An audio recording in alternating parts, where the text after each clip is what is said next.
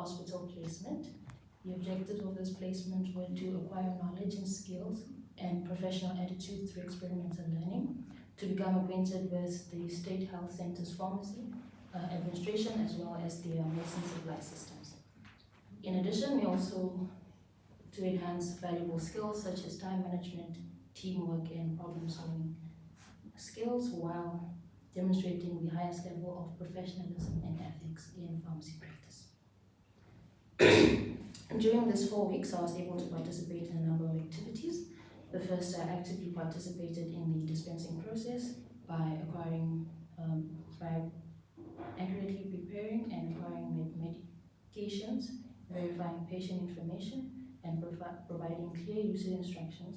And I also observed pharmacists interact with patients to gain insight into the importance of effective communication in promoting medication adherence and patient safety. During my time in store, I developed competence in stock management by learning to maintain inventory and to ensure the availability of essential medicines, as well as gained practical knowledge of good storage practices for vaccines and compounded preparations such as creams, suspensions, and ointments. I was able to visit a primary health care center where I gained insight into the pharmacist's role in primary health care, including medication management, patient education, and disease prevention. I participated in ward inspection to assess compliance with proper storage protocols such as temperature control and systemic organization, thereby ensuring the safety and stability of medications. I attended a therapeutic committee meeting and gained insight into its critical role in pharmaceutical management. The key responsibilities that I observed include discussing revising the NEM list, monitoring medication expenditure, and sharing information surrounding the budget, as well as we reviewed the prescribing practices with antibiotics and discussed the appropriate use of napkins in a ward of the facility. Overall, I observed how pharmacists collaborate with other healthcare professionals to monitor patient progress, manage chronic conditions, as well as to contribute to public health initiatives, emphasizing on the importance of adhering to standard operating procedures to ensure the quality and safety of the effectiveness of pharmaceutical care. During these 4 weeks, I also participated in a medicine use survey. This was the template that was used for the survey with some simple questions, such as the patient's age, gender, nationality, how many medications were they prescribed in comparison to how many medications were dispensed in comparison to how many they were prescribed, and how many of these prescriptions contained antibiotics. These were my results.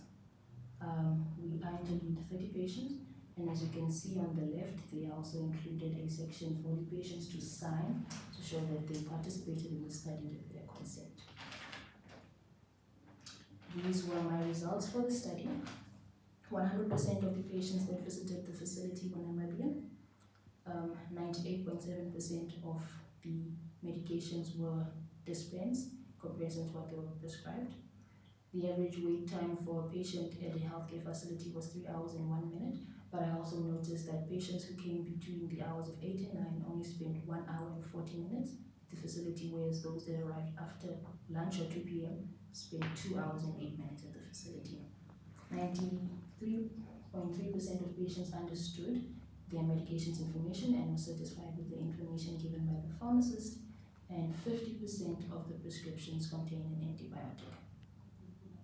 These were the indicators that I used during my survey, just to compare with the faculty pharmaceutical management information systems report. And the limitations in my survey included a limited sample size as well as the language barrier when conducting this survey. Some challenges and recommendations. So I noticed that there was a lack of privacy at the dispensing window, often due to overcrowding was identified as a key challenge, particularly when patients were being counseled on sensitive health matters, and to address this, perhaps putting clear signs or posters outside the window would encourage patients to wait their turn respectfully and avoid encroaching on another patient's consultation time. Language barriers can impede effective communication with patients, especially during medication counseling. So perhaps incorporating visual interpretation tools could bridge this gap, as nonverbal cues often convey meaning more powerfully than words alone. For this section of the presentation, the pharmacy staff that I was able to work with, we were not taught yet pharmacology at school, but from the interactions with different drugs, I classified them as drugs themselves. So Diana would be carvedilol, because carvedilol is for hypertension, but it is shaped in the heart, and she's a sweetheart. Emily would be vancomycin, because it's one of those antibiotics that you really give if the bacteria is really strong, because she's a really strong person. Julia would be morphine, not only because she works with the Schedule 4 medications, but she's also a painkiller, but you can be addicted to her. Jacob would be glucoside, which is a strong medication for diabetes, but if you overdose, you'll get hypoglycemia. Captain would be Ringer's lactate, because no matter how many times he told me in store where the Ringer's lactate was, I always had to come back and ask, who is Ringer's? William would be paracetamol, everyone knows paracetamol. Charlene would be codeine, only because I don't know much about it, because she's really quiet. And then Charles would be this becromethazone inhaler, because it was out of stock with the whole time.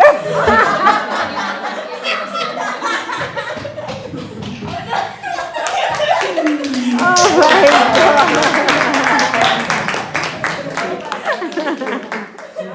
I just want to extend my most heartfelt gratitude to the Pharmaceutical District Hospital pharmacy staff for graciously hosting me over this past 4 weeks.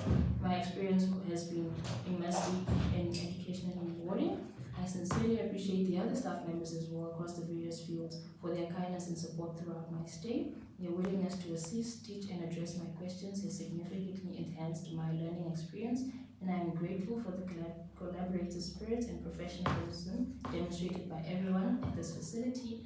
And I hope that the spirit of Ubuntu continue to thrive within the institution. And thank you once again for an invaluable experience. Wow.